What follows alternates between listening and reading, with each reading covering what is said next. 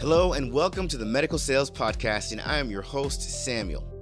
In this podcast, I interview top medical sales reps and leading medical sales executives across the entire country. And it doesn't matter what medical sales industry, from medical device to pharmaceutical to genetic testing to diagnostic lab, you name it. You will learn how to either break into the industry, be a top 5% performer within your role in sales, or climb the corporate ladder. Welcome to the Medical Sales Podcast.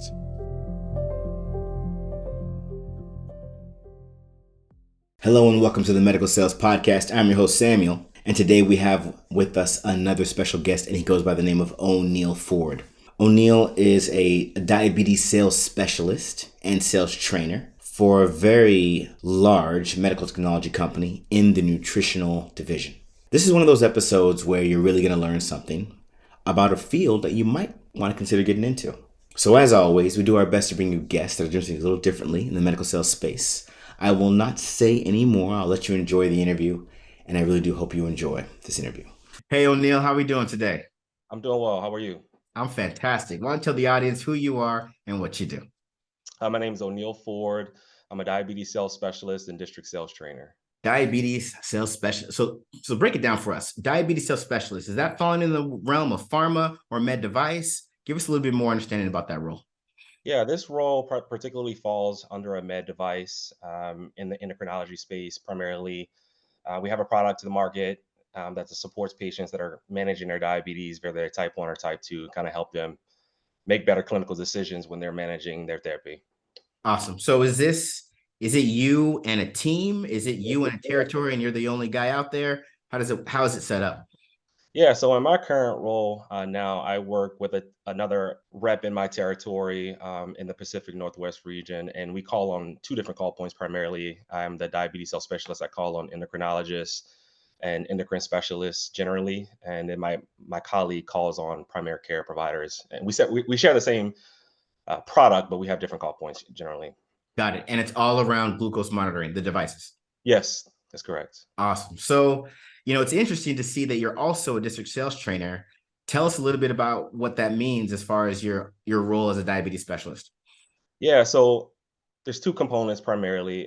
Being the diabetes sales specialist, again, I'm in the field, meeting with customers, differentiating the product versus the competitor, getting providers to actually, use the product.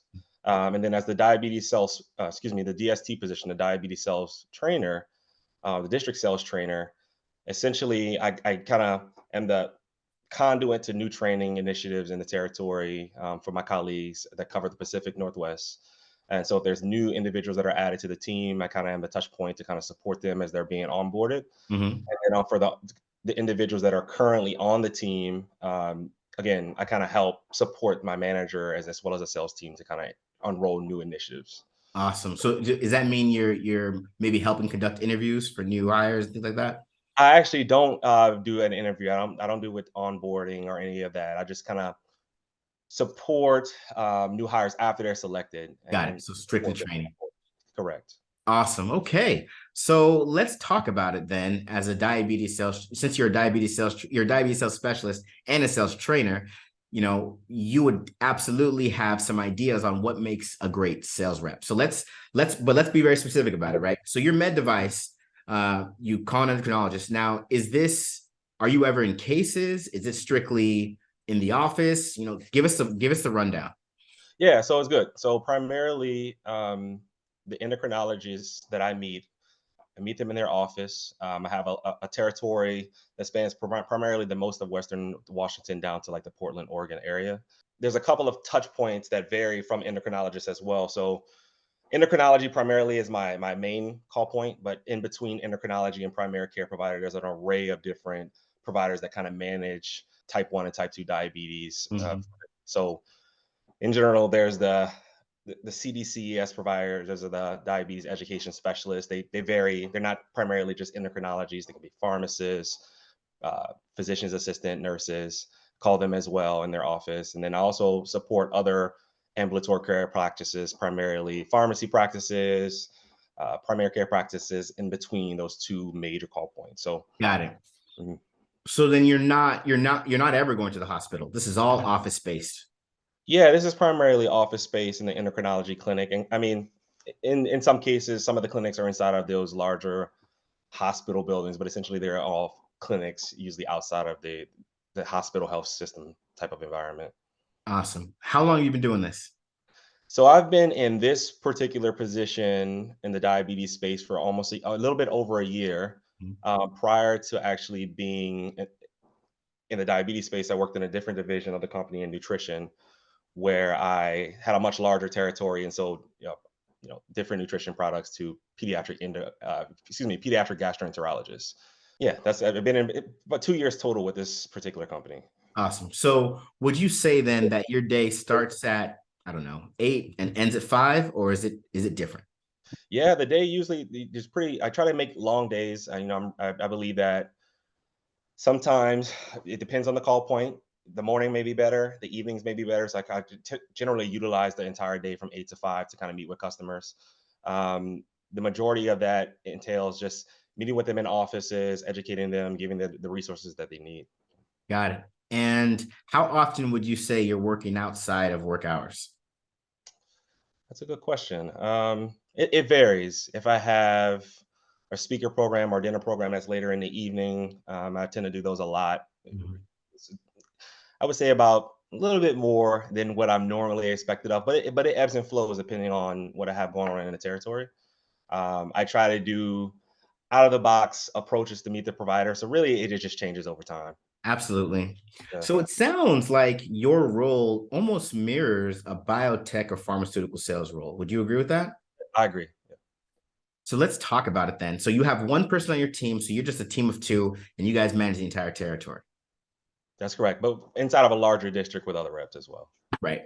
So give us the top three things. What are the top three things that you've seen for as long as you've been in the role that have helped you become successful? Yeah, so for me, what I found, I'm new to sales within the last 2 years. So when I transitioned into this role, it was a considerable amount of learning and figuring out a way to one become a great salesperson, but then also identify how to move business in my territory. So I think there's three things particularly that I learned that have kind of been beneficial. One is to kind of be very curious, be open-minded to new experiences. What I mean by that is, you know, there's more than one way to sell to multiple providers. Mhm. So really finding what works best for you, but not being completely set in that particular way because it may not sell for some of your customers. So in addition to that, being dynamic and just being flexible, understanding being in the territory, being out in the field, it requires you to really do what the customer needs you to do and be there when they need you to be there. So Mhm. just have an open mind and also just be in control and just understand that you're in control of your business. That's the third thing is that you really are in a, an entrepreneurial type of position as a salesperson. I think ultimately what's going to grow your business is being in full control, understanding where your business is, understanding what moves your business, and being willing to kind of go back to the drawing board and come up with new initiatives in addition to what your company is ultimately telling you to do. Right. So there's that. Awesome. So, we talk to a lot of professionals, and for professionals that want to get into medical sales, you have the one that knows exactly what they want. You have the one that thinks they know what they want, and then you have the people that have no idea and they've heard of med device and pharma. Let's pretend you're talking to them right now and they're listening to this episode, and someone is trying to figure out where they should be. What would you tell them as a potential invitation to your field? What would you share with them that they need to be able to do, or they should definitely think about, or if they're considering being where you are, these are the things that matter. Yeah. So the first thing I would say is to understand where you are with your competencies that translate into a sales position, particularly like if you were to come into this position, everyone has their unique skill set. And although we're in sales and we're selling a product, really, you're not only selling the product, you're selling kind of yourself as a professional in your territory. So what I mean by that is really understand what you do really well. Understand what your strengths are. If you're a great communicator, really highlight those communication skills. If you're someone who's a great relationship builder, really find opportunities to build relationships and nurture those relationships. Really be in tune with what you have to offer, particularly in the endocrinology space. Again, there's an immense amount of call points. So what I mean by that is that as I mentioned before, you have to be able to tailor your messaging and how you present yourself to multiple different individuals with different competencies and different points in the treatment, spectrum. So just really be flexible and really understand that, again, one message doesn't work for one individual person. You really have to be able to kind of tailor the solution to whoever you're speaking with, and I think that'll translate really well. Got it. What type of, if someone is a specific type of person, what type of person should stay away from what you do? Wow, that's a great question. Individuals who are just rigid in general, like in a sense that you're set in your ways, you really think your way is the only way. And sometimes that may work. I mean, I hate to jump to a conclusion and say that approach is not beneficial. But I find, just from my experience, meeting with people who are in sales who they're meeting their goals, they're exceeding their goals. They're really individuals who are they're go-getters. And then also they just have a sense of supporting your customer and not like forcing your customer. Yes, there's a time where you kind of really get in there and drill down versus the customer, but really you have to be there to kind of support them in their practice. So they approach their customers more as a partner than anything else. Exactly. That's my approach. Again, tailor to what works best for you, but I think that's the best way. Absolutely. Absolutely. Okay. So why do you love what you do? Or do you love what you do is a better I, question. I absolutely love what I do now. I came from clinical practice before into this role and really kind of had a really, really, really big opportunity to, one, before, have an impact on patients living with diabetes type 1 and type 2. Now in this role, I find myself not directly meeting with directly meeting with patients and having an impact on their life, but I have an opportunity to meet with the provider. I feel like I have a higher opportunity in my area to kind of really impact individuals living with type 1 and type 2 diabetes. So I find a lot of joy in, bringing a product to market that is very beneficial to the patient. Patients really love the product. It really changes their life.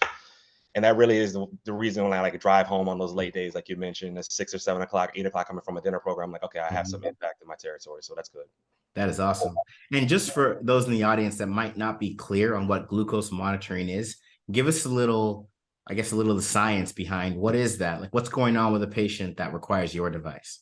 So generally, when patients are living with diabetes, they're managing their blood glucose or they're testing their blood glucose with finger sticks. That's generally how it's been for a long time.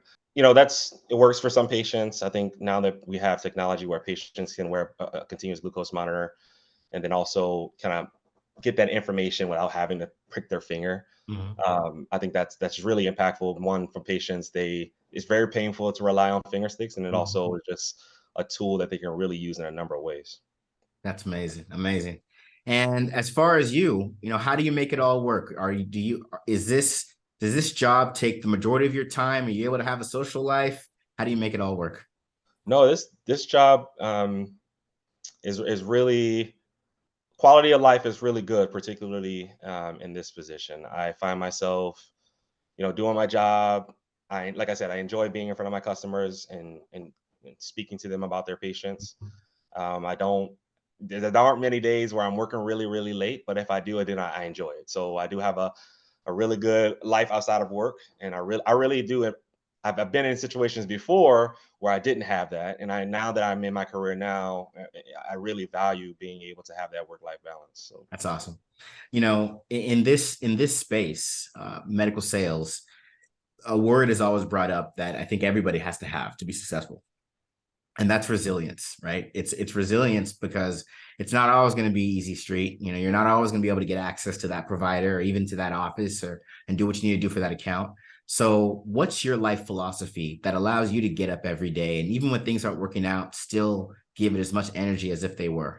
yeah, so my philosophy generally is, again, the product that I have, it's really impacting patients, really making their lives better. So I keep that at forefront of my mind whenever I'm out in the territory, whether I'm pre-call planning, or if I'm doing really anything related to work.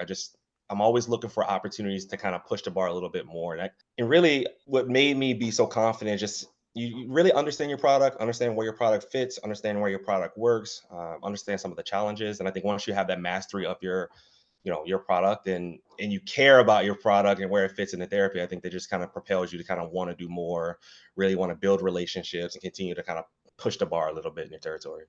Fantastic.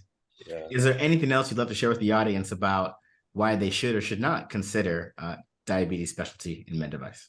I can't really think of any opportunity. I mean, if you're not really passionate about, and say like, so I think just generally being a salesperson and being out in the field, you have to really kind of find ways to keep yourself motivated. Like you said, every day you're going out, you're in the field, you're calling Mhm. customers, you're finding new ways to get in contact with customers. We have in this space, we have multiple customers in multiple places. They have different needs and different education competencies. So you have to be just really be dynamic and really want to tailor your messaging to kind of meet those customers. So if you're not someone who wants to constantly revamp things, constantly go back to the drawing board, find what works and find what doesn't work, then it may not be the space for you. You may have to find somewhere where it's a little bit more rigid. Every approach is the same. Every customer, you have the same customer call point every time, and it works. That may work for you. Got it. And then the last question I'll ask regarding glucose monitoring, what's so cool about medical sales is how fast technology changes. And it can be an incentive for a provider to want to get behind your product because it's a new technology.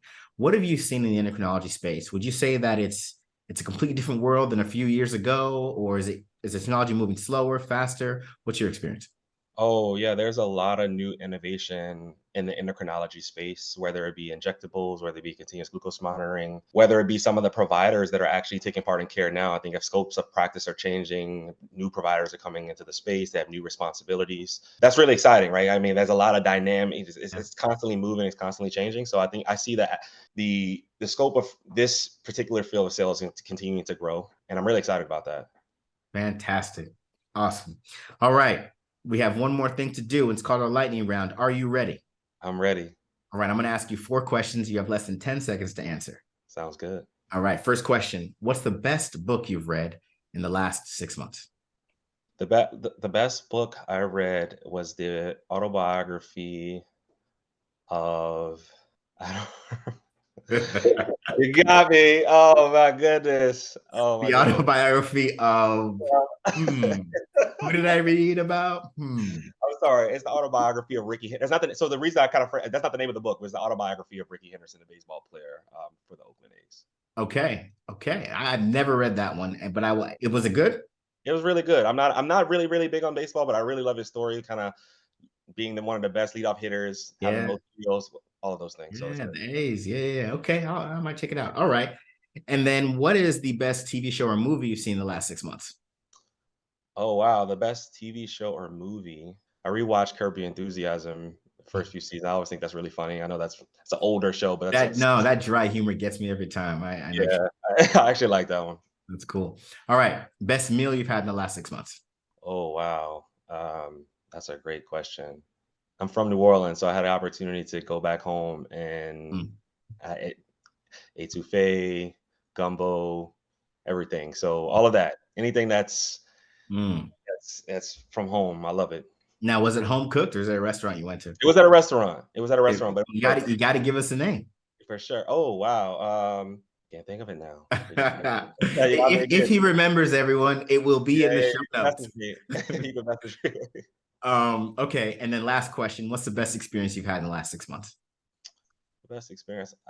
The best experience personally in the last 6 months. I was recently married. I think that was really Hey, exciting. So congratulations! yeah, thank you. And then also from a professional perspective, the best experience that I had was just being able to like become the DST. I'm new to sales. I really came into this role really quick and kind of adapted it. And I'm really excited to kind of have an opportunity to kind of do more. So it's been Awesome. Well, Neil, it was wonderful spending the day with you and talking about diabetes sales specialty and district training. We can't wait to see all the amazing things you do with your career. Thank you for being on the Medical Sales Podcast, and we'll be catching up with you later. yeah, awesome. I love your show, man. Keep doing what you're doing, and look forward to working with you in the future. Absolutely. And that was O'Neal Ford. Now, you may have listened to this episode and said to yourself, that is it. He is literally doing what I want to be doing. You already know what I'm going to tell you. Visit evolveyoursuccess.com, fill out an application, and talk to someone who can show you how a program can change your life. Mind you, it's going to be an interview. Not everyone is selected, but if your heart's in the right place, if your work ethic is there, and you are ready to be serious, then you might have an opportunity. As always, we do our best to bring you guests who are doing things differently in the medical sales space. So make sure you tune in next week for another episode of the Medical Sales Podcast. I hope you enjoyed today's episode. And remember, I have a couple programs that show you exactly how to break into the medical sales industry, become a top-performing medical sales professional, and also how to masterfully navigate your career to executive level leadership. Check out these programs and learn more at evolveyoursuccess.com. Stay tuned for more awesome content with amazing interviews.